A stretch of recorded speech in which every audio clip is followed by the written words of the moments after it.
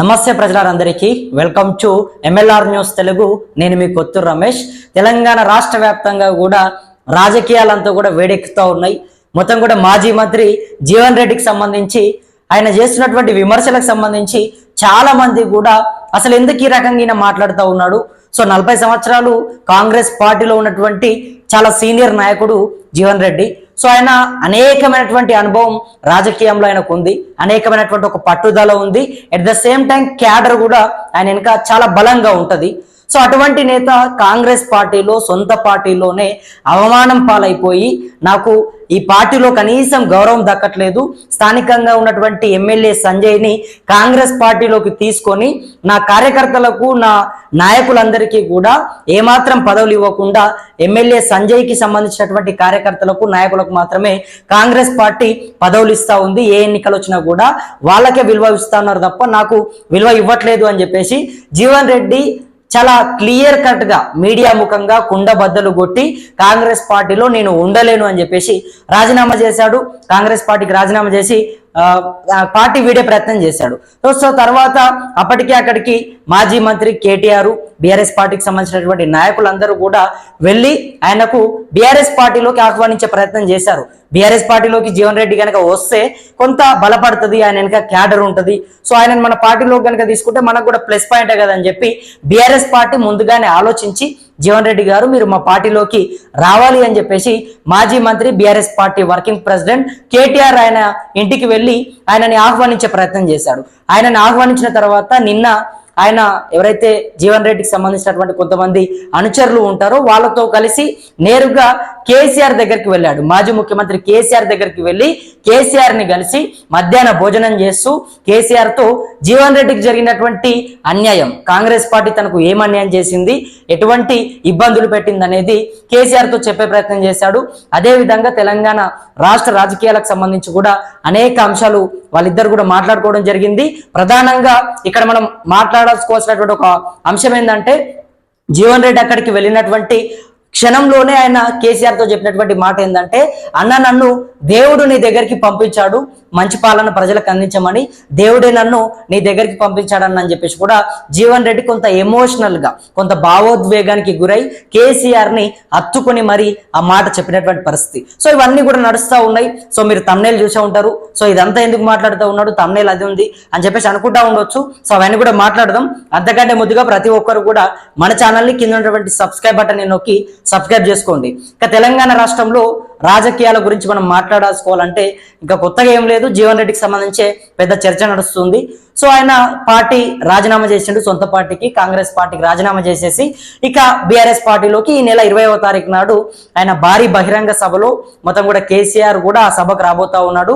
BRS పార్టీలో join కాబోతా ఉన్నాడు. BRS party కండువా కూడా జీవన్ రెడ్డి కప్పుకోబోతా ఉన్నాడు. సో ఇవన్నీ కూడా ఇక్కడి వరకు బాగానే ఉన్నాయి. నిన్న జీవన్ రెడ్డి మీడియా ముఖంగా మాట్లాడుతూ ఆయన చేసినటువంటి కొన్ని వ్యాఖ్యలు ఇప్పుడు తెలంగాణ రాష్ట్ర వ్యాప్తంగా ప్రధానంగా తెలంగాణ రాష్ట్ర కాంగ్రెస్ పార్టీలో సంచలనంగా మారాయి. తెలంగాణ రాష్ట్ర కాంగ్రెస్ నాయకులంతా కూడా జీవన్ రెడ్డి పైన మండిపడుతున్నటువంటి పరిస్థితి.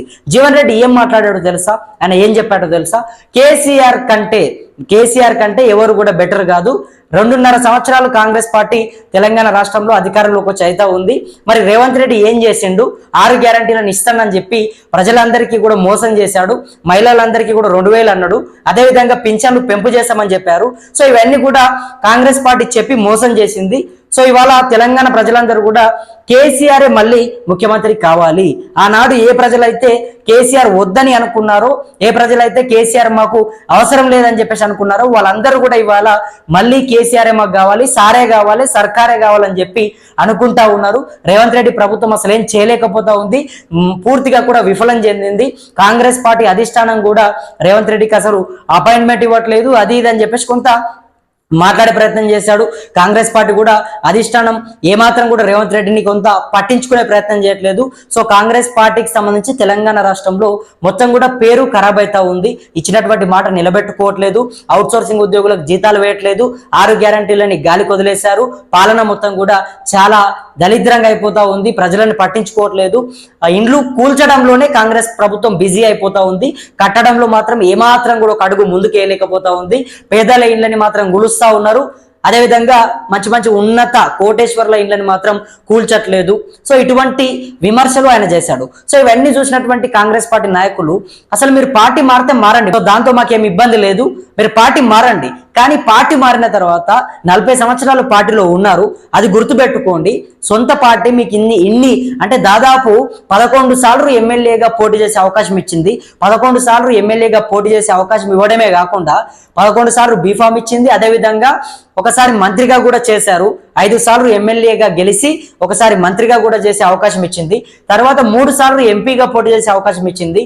3 సార్లు బీఫామ్ ఇస్తే కూడా ఆ 3 సార్లు కూడా ఎంపీగా ఓడిపోయే ప్రయత్నం చేసి అంటే ఓడిపోయినటువంటి పరిస్థితి. తర్వాత మళ్ళీ ఎమ్మెల్సీగా కూడా ఒక అవకాశం ఇచ్చింది. సో మరి ఇన్ని అవకాశాలు ఇచ్చి దాదాపు 15 సార్లు అంటే మన దేశంలోనే అందరికంటే ఎక్కువగా బీఫామ్లు అందుకున్నటువంటి వ్యక్తిగా జీవన్ రెడ్డి పేరు కూడా ఒకటి ఉంది. సో మరి అటువంటి వ్యక్తికి ఇన్ని అవకాశాలు కల్పిస్తే కన్న తల్లి లాంటి పార్టీ పైన సొంత అంటే ఒక పార్టీలో దాదాపు ఇన్ని సంవత్సరాలు ఉండి ఇన్ని సంవత్సరాలు కూడా పార్టీ పైన పార్టీ కోసం కష్టపడినటువంటి వ్యక్తి అంతా కూడా బాగానే ఉంది. కానీ ఒక ముఖ్యమంత్రిని పట్టుకొని రేవంత్ రెడ్డిని పట్టుకొని ఆయన ఏం చేయలేకపోతా ఉన్నాడు. ఆయన ప్రజలందరూ కూడా ఆయన అసలు వద్దనుకుంటా ఉన్నారు, కేసీఆర్ కావాలనుకుంటా ఉన్నారు. కాంగ్రెస్ పార్టీ మొత్తం కూడా 6 గ్యారంటీలని ఏమాత్రం కూడా అమలు చేసేటటువంటి ఆలోచనలో లేదు. ఈ రకంగా జీవన్ రెడ్డి మాట్లాడడం జరిగింది.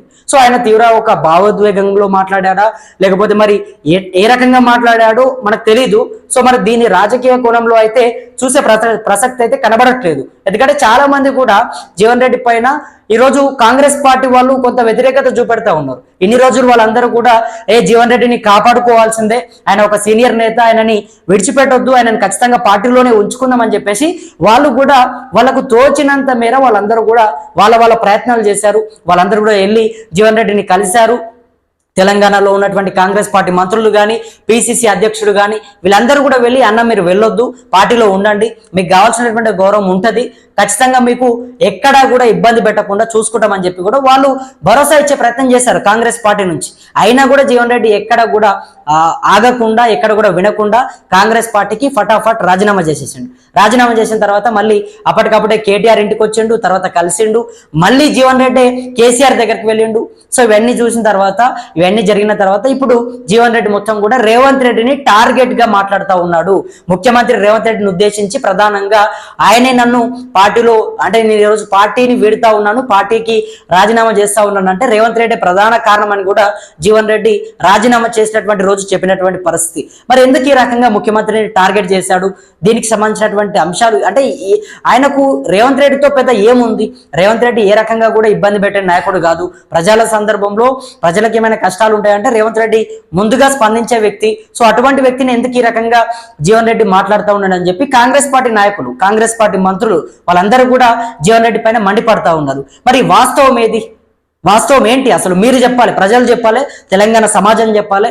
మరి నిజంగానే జీవన్ రెడ్డి చెప్పినట్టుగా తెలంగాణ ప్రజలందరూ కూడా కేసీఆర్ మళ్ళీ ముఖ్యమంత్రి కావాలని చెప్పేసి అనుకుంటా ఉన్నారా, లేకపోతే రేవంత్ రెడ్డి ఉండాలనుకుంటా ఉన్నారా? మీ అభిప్రాయం ఏందో కింద కమెంట్ బాక్స్ లో కమెంట్ చేసే ప్రయత్నం చేయండి. ఎందుకంటే తెలంగాణ రాష్ట్రంలో ఒకవైపేమో కాంగ్రెస్ పార్టీ నాయకులు మా ప్రజా ప్రభుత్వం ఇది, సో ప్రజా ప్రభుత్వంలో ముఖ్యమంత్రి గారు అన్నిటిపైన కూడా స్పందిస్తా ఉన్నాడు, మంచిగా 6 గ్యారంటీలని ఒక్కొక్కటి అమలు చేస్తూ ముందుకెళ్తా ఉన్నామని చెప్పేసి కాంగ్రెస్ పార్టీ నాయకులు చెప్తా ఉన్నారు. ఇక బీఆర్ఎస్ పార్టీకి సంబంధించి వాళ్ళు కూడా విమర్శలు చేస్తా ఉన్నారు. ఇక జీవన్ రెడ్డి మాత్రం అసలు బీఆర్ఎస్ లో జాయిన్ కానే లేదు, ఇంకా కాంగ్రెస్ పార్టీకి రాజీనామా చేశాడు. తర్వాత కేటీఆర్ ని కేసీఆర్ ని కలిసే ప్రయత్నం చేశాడు. అంతేగాని ఇంకా బీఆర్ఎస్ పార్టీ కండువా కప్పుకోలేదు. ఈ నెల 20వ తారీఖు నాడు భారీ బహిరంగ సభ పెట్టి అక్కడ పార్టీ కండువా కప్పుకోబోతా ఉన్నాడు. కానీ కండువా కప్పుకోకముందే బీఆర్ఎస్ పార్టీకి జీవన్ రెడ్డి కొంత సానుకూలంగా మాట్లాడుతూ ఉన్నాడు. బీఆర్ఎస్ పార్టీకి దగ్గరగా కేసీఆర్ ని మొత్తం కూడా మళ్ళీ లేపే ప్రయత్నం చేస్తూ ఉన్నాడు అంటూ కూడా బీఆర్ఎస్ పార్టీకి సంబంధించి కొంతమంది అనుకుంటా ఉన్నారు. సో మరి దీంట్లో అసలు వాస్తవం ఏంటి? జీవన్ రెడ్డి మాట్లాడినటువంటి మాటలు నిజమేనా? మీరు ఏమనుకుంటా ఉన్నారు? తెలంగాణ ప్రజలు ఏమనుకుంటా ఉన్నారు? సమాజం ఏమనుకుంటా ఉంది అనేది కమెంట్ చేయండి. మరి రేవంత్ రెడ్డే ఉండాలనా లేకపోతే కేసీఆర్ రావాలా? దీనిపైన ప్రతి ఒక్కరు కూడా అభిప్రాయాన్ని కింద కమెంట్ బాక్స్ లో పెట్టండి. అదేవిధంగా మీ గ్రామంలో కానీ మీ గల్లీలో కానీ మీ బస్సులో కానీ ఎక్కడ ఎటువంటి అన్యాయం ఉన్నా కూడా, ఎక్కడ ఎటువంటి సమస్య వచ్చినా కూడా, ఎవరు మిమ్మల్ని ఇబ్బంది పెట్టినా కూడా తప్పకుండా మన దృష్టికి తీసుకొచ్చే ప్రయత్నం చేయండి. మీ అందరి వంతుగా, మీ అందరి గొంతుగా రాష్ట్ర ప్రభుత్వాన్ని నాయకులను కానీ పాలకులను కానీ అందరినీ కూడా ప్రశ్నించడానికి మీ అందరి కొత్తూరు రమేష్ ఇక్కడ సిద్ధంగా ఉంటాడు. మీ అందరి పక్షాన ప్రభుత్వాలను ప్రశ్నించడానికి ఇక్కడ ఉంటాడు అనేది గుర్తుపెట్టుకోండి. మరి చూద్దాం ముందు ముందు ఏం జరుగుతుంది, ఎటువంటి పరిణామాలు తెరపైకి రాబోతా ఉన్నాయి, ఇవన్నీ కూడా మాట్లాడుకునే ప్రయత్నం చేద్దాం. అంతవరకు ప్రతి ఒక్కరు కూడా వేచి ఉండండి. అదేవిధంగా మన ఛానల్ని కూడా సబ్స్క్రైబ్ చేసుకొని మనకు అండగా ఉంటారని చెప్పి నా మనస్ఫూర్తిగా వేడుకుంటూ నేను మీ కొత్తూరు రమేష్. ధన్యవాదాలు మిత్రులారా.